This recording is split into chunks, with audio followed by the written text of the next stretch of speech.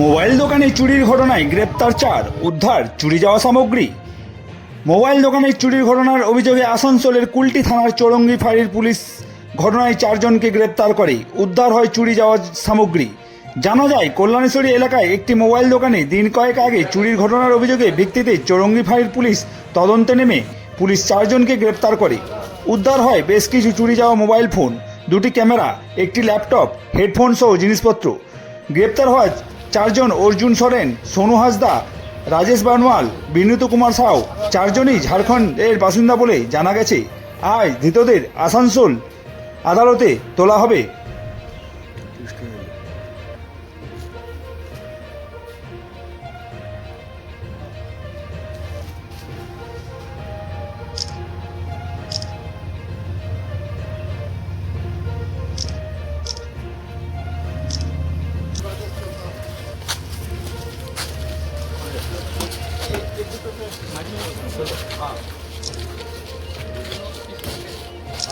एक साइड में दोनों आदमी बैठिए, एक साइड में बैठिए।